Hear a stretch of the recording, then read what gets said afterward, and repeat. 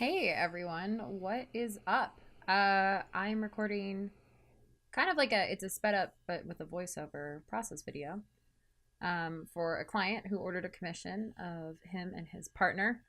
They're both very cute. So what you're seeing here is kind of me laying out the basics of their face structures. Kind of like the little scratchy lines are like, okay, this is where I want the placements. Here's some loose details right now.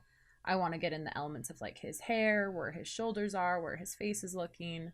The noses are really important for me, noses and mouths. And so I was really wanted to focus on the features that initially look just like them and kind of get their artistic skeletons down, not drawing their literal skeletons, but you know what I mean. Making sure everything's kind of in the right spots and then worrying about details afterwards. Um, Often I'll do this and then I will send a slightly more cleaned up version to clients, but this is how most of my drawings start. Like they are messy. Um, so don't worry about like when you're starting drawings and whatnot that they're like that not anatomically correct. They're not beautiful right off the bat. As long as you can understand what your chicken scratch looks like, then like you're good. So I kind of got this whole thing. I'm like, okay, I have the flow, the placement. I think I go in and I'll make a new layer. Yeah.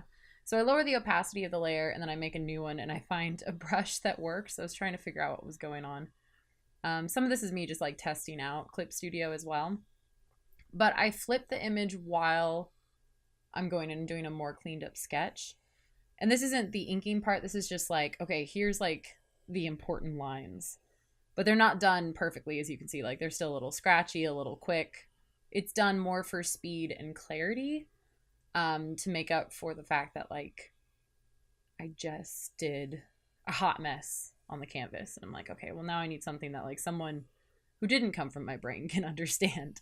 I hear something for the client that when I send it to them, they don't immediately panic and ask for a refund. Um, so I try to kind of split the diff of like a finished piece and my really messy work and something that is, a sketch. And you can see like that's a human face.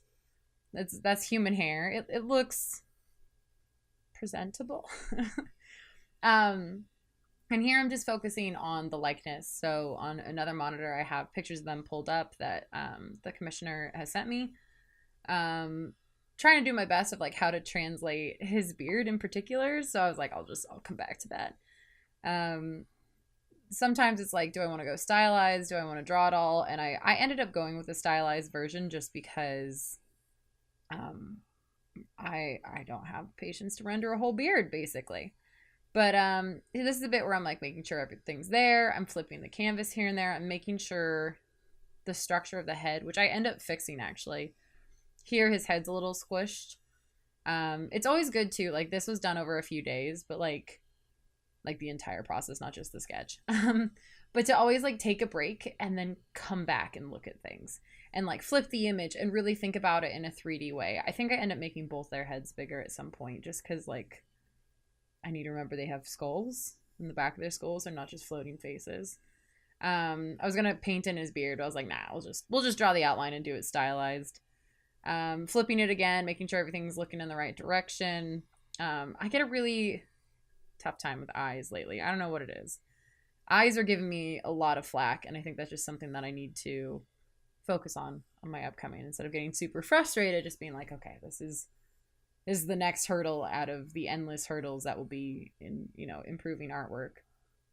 And again, I'm making more tweaks to like likeness and little things that I can do. Um, Making sure that they both, look like them, letting them know it's a rough work in progress. Here's where I like just make it lighter. And again, I go in and I'm like, oh, I looked at it again. It's like after a day. I'm like, I need to fix their skulls. Their skulls look wild. They're not the right way. So I fixed both their heads and kind of moved things around. I shrunk his eyes down a bit because usually on male characters, I like to do a little bit of smaller eyes. For a while, I'm trying to pick like the right brushes. I don't think I get it right away. I think I was trying a bunch of different ones. For anyone who wants to know, I use Ray Frendon's brush pack. I think I'm using the Dry Brush Alt 2 pen. Yeah, that's what it says there. And I normally don't even zoom in for stuff, but I was trying to like change my ways up a little bit and focus a little bit more and go in and actually use texture and zoom in and ink the way I used to. Um, so that's been an interesting thing in my own artwork personally. Um, I feel like I'm relearning a lot of things again, but looking at it with like more, I don't know, more knowledge, I guess. Like just revisiting a lot of old techniques and old things that I never really understood when I was younger, or like why things looked a certain way, or why things were drawn a certain way, and then kind of like looking at it now and it just clicks. Um, I've had help too with like, you know, artist friends and mentors who have helped me out a lot with like my artwork over the last few months. But I feel like I was in a really big slump. So I don't know, going back and like really trying different things and taking the time and practicing. Like here I'm doing this all large because I tend to zoom out when I'm doing things that are like hair and stuff because it's really flowing, right? So I want this to like flow. If I was zoomed in, I would have to like zoom out, draw, you know? So like when I'm doing longer things, I zoom out just because I can really get the flow of the hair going. And it's okay that the lines aren't perfect because it's hair, you know? Um, I've kind of decided that I don't really need a perfect style anymore. Because I don't know, but part of the texture and the nitty gritty-ness of it kind of adds to everything. Um, a good friend of mine called me out. She's like, your work is too smooth. I was like, okay, I'll start mixing it up because, you know, it's not going to hurt me. I can always go back to like smooth, really detailed stuff, but I don't know, there's something freeing and feels a little bit more sketch-like, which I like my sketches anyway, more than most of my finished work. To kind of just going about it in this way. But I am zooming in for the smaller brush strokes, like the eyebrows. Most of them are like filled in blocks, but for the front of the brows and stuff, I like the little lines and adding the texture. Here there's a little jump just because I was messing with some stuff. I was trying to fix lag on my computer.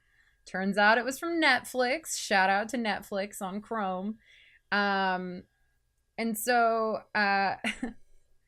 I go in and kind of like fix everything here. At one point too, I try to use the colorize option on Clip Studio because I upgraded my Clip Studio to try and fix the lag. It all worked out in the end. I fixed it all. But the upgraded Clip Studio has this colorize option where you can like chuck in colors in certain spots and then hit colorize, and it does this cool like mosaic wash color over everything, which I like. It just doesn't work for this. But I tried it out at one point. So when the color gets really freaky before I actually color, that's what it is. It happens for like a second because this is sped up by 500 times. Again, zooming out to do the hair because it's larger chunks. Think of hair as like giant triangles as opposed to, I was trying a different eye, as opposed to like individual strands. Like it's clumps, if that makes sense. Think of it as clumps or chunks of clay, or like how 3D artists make their hair. If you look at 3D art, God, it's helped me so much looking at how people draw 3D characters and then using that to like be like, okay, how do I make that in a more refined way and then do that. This is where I do the color. This is where I was like, I'm gonna try this out. Where is it? There's like a little bit where I do it. There's some bits where there's like a gap because I was watching A Christmas Prince 2. It's not good. So I was like, all right, I'm going to try this like colorization thing out. I think you guys only see it for like a second, if that, like a millisecond. I'm like, what does this do? I did it wrong the first time. And I was like, okay, let me look it up because that was awful. I like look it up. I'm like looking up tutorials. I'm like looking up the guide. It shows for a second there. For a second. It goes on as like a multiply layer, which I don't know. It's interesting, but it's not exactly helpful yet.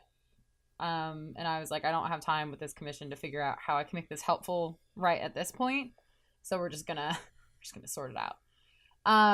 So this, I'm kind of doing layers for the big colors right now. Sometimes I work on one layer.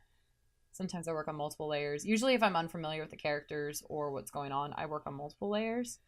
This one I just have the skin on one layer and kind of everything else on top of it. And I do a clipping layer for the whatchamacallit, for the blonde in the hair to kind of balance our hair. She's got great hair. Oh my god. Such good hair. Um, Eventually I kind of treat it all as if it's one layer using layer groups. But yeah, this I was like, okay, we're gonna have like a bit of an ombre situation going on, kind of mixing in some other colors. Just cause like it's all I tried the colorize thing again. I was like, oh, it just doesn't work. Oh, there goes my phone. I'm like, it just doesn't work. It kind of gives an interesting like watercolory effect on it, which I like, but again, not for this commission. Like I'm not gonna risk a different style for a commission. Just blended it out, kind of blurred it up, and put it on like a lower opacity, so it really like looked nice there and looks natural. Easier than using the gradient tool. You could use it, but like this is a little bit more organic looking. I'm painting on some makeup. I think this was on a normal layer, yeah. Just some makeup, and I think I chuck in on a multiply layer some other makeup. Like makeup's important. I used to forget to do makeup. This one I put on multiply, and I just add a little bit of brown and kind of clean it out a little bit and add a little bit of life to the cheeks. But also she's wearing bronzer, so I'm like, okay, we'll fix that up. I flattened all her layers. That's all like one layer except for the lines. So the color's all in one layer there. So then I'm doing this similar process for him. I was trying to fill in with the fill tool, the select and fill tool, but it wasn't working ideally. So I'm just kind of like doing his stuff right underneath her since he is technically behind her in this piece. And it just makes me think a little bit easier. Like, okay, he's behind her, so it'll be the layer below. And I hand painted a lot of this just because for some reason my selection tool was not happy with my line art. And again, I was like, I've had so many things going on and such a rough week that I just can't do any more technical help. So yeah, I'm doing this all in like separate layers. So his hair's on one, and then I'm doing his eyes on another. Just so when I want to go in and edit it, it's a little bit easier. If it was like Aiden or Maggie or something, I would do it all in one layer just because I know what my characters look like, normally. So I flatten all that, so all his base colors are done. I would, even before this, I put them in a folder and I'm doing a clipping layer. While this is going, I'm just going to do a selection area. And on Clip Studio, I have it selected so the two little blue boxes on the left-hand side are selected right above the size, like above from where the color wheel is. And that just means I don't have to hold down the shift button. I can select multiple areas at once without having to hold buttons down and worry about losing my selections. It's a super cool little nifty thing that I found out and I didn't know it was there, and I've been using this for 6 years. But yeah, so something that I learned from Nicholas Cole, his work, I think it's Cole. I don't know how to pronounce your last name, but that's all right. His Procreate tutorials have actually really helped me. I also use like a purple. I tend to shade with purple. He covers it really well in his videos about like color wheels and if you're using like a yellow light, then, you have the opposite of the color wheel, which is purple, to like balance it out. The complementary colors are usually like shade and light. But he had a really good thing where he builds on his flat layers and then he shades over them. And I've been doing this like new layer to shade as opposed to locking every single color or every single layer and shading those all individually and trying to match them up, which took so long. But doing it this way helps. And I'm adding some multiply layers right now for like color in the cheeks and stuff. But this is something you could have done and I could have done when I had the skin layer open. You know what I mean? If I really wanted to go in and render it, like lock the skin layer, paint in a bunch of those flat colors of like where all the local colors are and go from there. Here I duplicated the multiply layers for shadow. I blurred one with the Gaussian blur, and then I went in and I erased a little bit of the sharp lines on the other one. I don't know, it's just an interesting effect that I've been doing lately. I don't know what I'm doing. That's the whole thing. I'm going in and shading or highlighting with an overlay layer and using like a lighter yellow color to kind of get everything. And I'm locking it and I'm adding some peachy tones in, testing them out. Doesn't look great. I'm like fixing it, moving it around. Here I was like, oh, I need to fix the cropping. But yeah, that's basically my process. I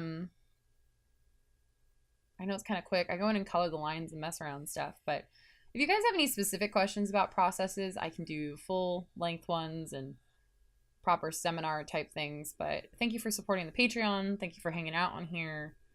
I appreciate you guys. Have a fantastic holiday season, or whenever you're watching this, whatever's going on. I hope it's all good for you. And I love you. Have a wonderful time. Bye.